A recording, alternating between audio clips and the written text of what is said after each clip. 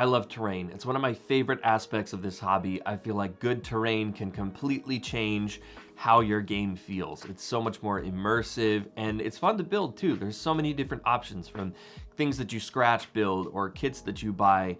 And in the case of today, I've got something really special to show you.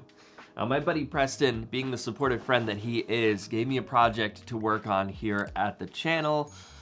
And inside this box, I know I've teased it, but I'm gonna tell you what it is right now.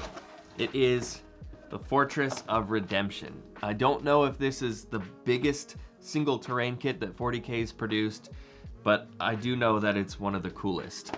And today we're gonna do a quick little one-day build to build and paint this little project. With that, I'm excited. Let's go to the hobby desk. Wow, what a dream project this is. I mean, look at these bits. These are not bits, these are bots. Anyways, let's get building. I think we all have that aspect of our hobby that we enjoy less than the others, whether it's the building or gaming or painting or whatever that might be. For me personally, it's the building, and the Fortress of Redemption here was no exception. It required a lot of cleanup, and after several hours of slogging through it, I was ready to be done. All right, 3 hours later, and it is built. Took longer than I thought, honestly. I was thinking that with these pieces being so large, it wouldn't have taken that long, but there was a lot of cleanup involved to get rid of all the little mold lines and little bits of sprue off the edge. So got that all cleaned up. Everything fits together really nicely. And now I'm gonna hope the weather holds out, take it outside so I can prime it up real quick, and we'll start painting this thing. For me, whenever I'm painting a big piece of terrain, I like to use just regular Rust-Oleum flat black primer. I wouldn't recommend using an airbrush for something like this because it would take forever to prime something, especially a piece this huge. So we are primed and ready to go. This is my favorite part. We're gonna start airbrushing this thing up. Hold up, what is going on here on my face? This is why you don't prime during a windy day, because you end up priming your face. So I do have a general color scheme. I'm trying to make this fit so that it belongs in the same world as my buddy's terrain. That he's already got some other pieces of this exact kit that are painted and based and ready for the table. We do want to keep this modular, so we're not going to be putting it on any boards or anything like that. Just going to paint up each individual piece and try to make this look like it all belongs in the same world. So time to get airbrushing. My favorite method for painting terrain is very similar to something like a slap chop technique for miniatures. The only real difference here is that instead of doing just a straight top-down zenithal, I'm going to use white ink and direct it at the top 30% of the model, but then I'm also going to fade it down into the rest of it. Now we are going to use a black ink and do this from the opposite, from the bottom up later, so we don't need to take it all the way down, but the idea is that we're going to spray over a filter of a contrast paint or other ink that's going to give us kind of the base tone for the piece. So what I want to do is just hit certain corners, certain little areas where the sunlight might be bouncing off of, and I also like to hit any flat panels, areas that might have like kind of on the fortifications or things like that, and be sure to avoid areas underneath overhangs and things like that to where the shadows are going to be there anyways. Now, we don't have to be too overly careful with the highlights here because I always do the shadows last, and if we find that we get an area too bright in this step, it's easy to fix it later. So I find that it's always better to go too bright in this base coating priming stage than it is later on when we're adding the shadows. We can always fix that stuff. Now that we have the grayscale highlighted piece to cover up, it's simply a matter of choosing the inks that I think will work best to filter everything into the colors that I want to start my piece and work with. So my friend's terrain that I'm color matching, like I mentioned, is very kind of outdoorsy, camo-y, militaristic kind of look to it. It's a lot of browns, blacks, greens, that sort of thing. But also keeping with the theme of what a big imposing citadel in a grimdark world like this might look like, I wanted to still have it feel very dark, very imposing. So I started with a base tone of a mixture of about 30% wildwood and 70% snakebite leather Citadel contrast paint, and a couple of drops of water, a couple of drops of flow improver in there. I find makes a really nice filter for some kind of zenithal priming like this. And so it's just a matter of going through and tinting everything to the kind of base tone that I like, and then adding some more detail from there. Next, I was just too excited not to hit some of the coolest parts of this terrain. I'm using Army Painter's Air Range here for a lot of the color work on this thing. We're using the skeleton bone to go through and base coat all of the skulls, which there are several on this thing. And maybe I wouldn't normally hit a detail this kind of minute on the piece right away, but it's just such an iconic part of the Fortress of Redemption. And I think sometimes as you're painting a piece, you come up with this narrative or some story in your head about, what's been going on here, or what are you trying to tell through the piece. And so in working on the skulls, it was just something that really resonated with me in this project, that I really wanted to pay special attention to them and have them really pop out as sort of a shrine on this big monolithic centerpiece that makes up this Fortress of Redemption. At this point, I was having way too much fun painting the center big tower, so I decided to just continue on painting the statue, and I found this really cool tainted gold color in the Air Paints box, and it's like a very green tinged sort of dirty gold, and I just had, so much inspiration by picking up this one paint that I thought, okay, I can really take this to an area that, I want this to look like kind of this regal statue that's been kind of forgotten by time. So I went through and base coated all the statues using just a piece of paper towel as sort of a mask to prevent some overspray on those skulls that I already painted, because I don't want to go through and paint them again. And it was pretty easy to do. Again, this is a quick and sort of speed paint job, so I'm not going to be totally concerned about overspray.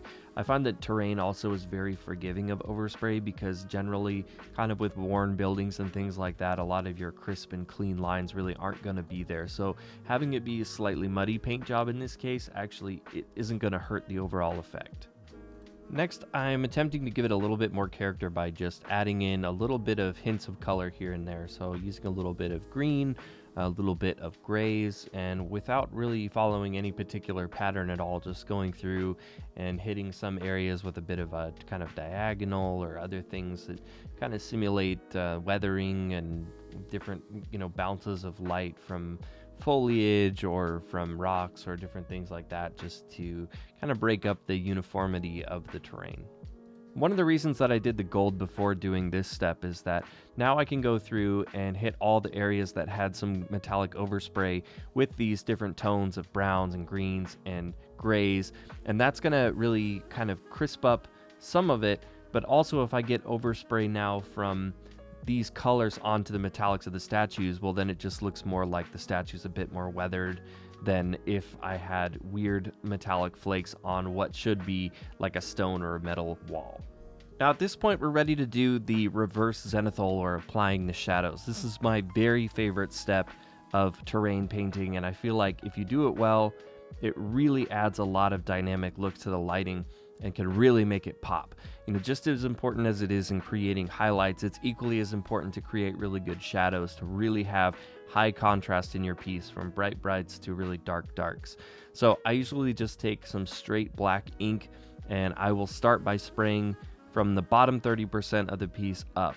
And I'll also pay extra special attention to corners that might be created and create a nice pocket of shadows in those corners.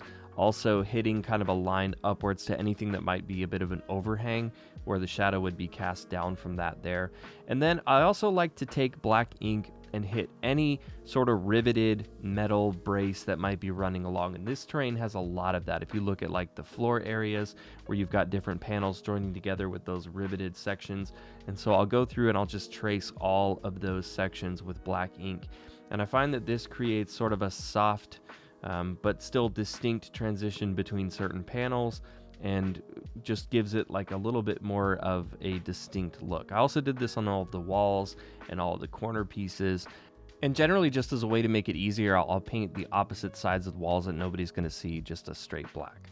I mentioned being inspired by that tainted gold color on the statue, and so in looking at it more, I really wanted to lean into that sort of ancient aspect of it. So here I'm just taking a little bit of green ink and hitting certain spots of that gold, and then also went back with some purple ink as well.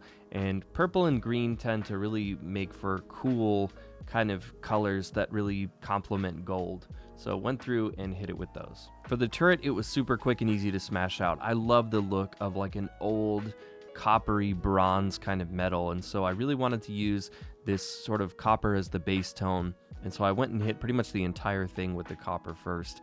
Then I went and hit the barrels with like a plate mail silver.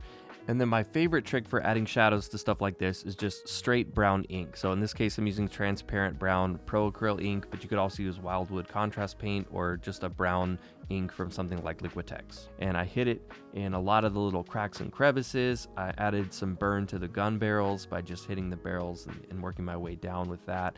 And then lastly, just used that black ink trick to go on all those riveted bands that are holding the gun together. And I think it turned out pretty good. And then lastly, before giving my compressor some well-earned rest, I decided to hit all the little lights modeled into the piece with just a little OSL effect, a little bit of white ink with some contrast paint layer on top of it. I did red for the tower to create sort of a beacony look, and then just simple yellow on all of the fortification lights to kind of illuminate what would be kind of attackers at night. All right. Yes, I'm wearing pajama pants. I can paint and be comfortable. So, 3 hours?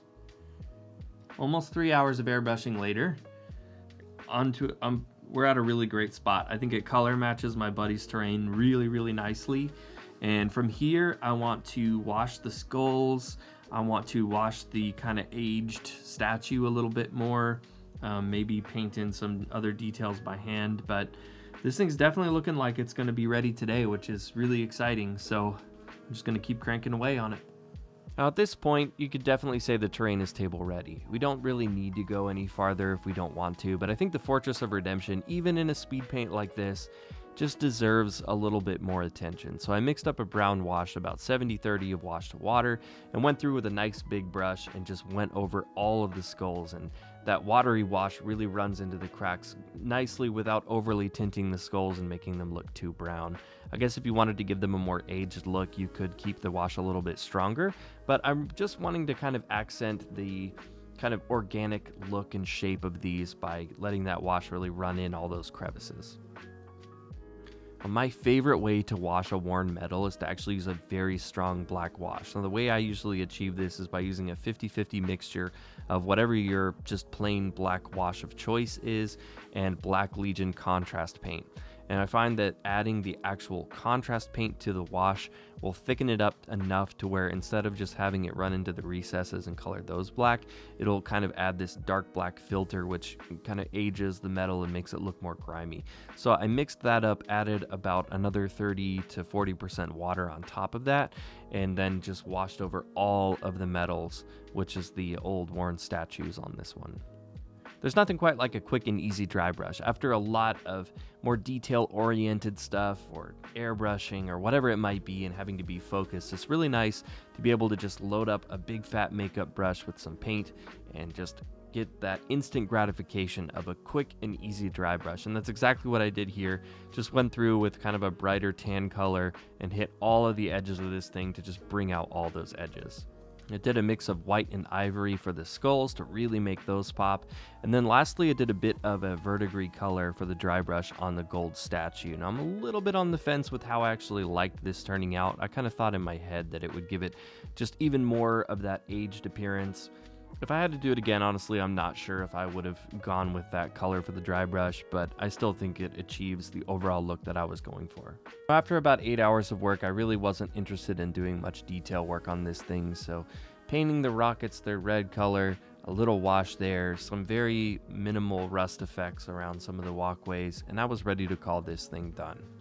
And after spending an entire day working on a piece like this, envisioning the battles to come, the games with friends being played around this thing, it's one of the things about this hobby that I really love. You know, we work really hard on it and we have something really cool to show for it at the end of the day. And I think that just makes the victory that much sweeter.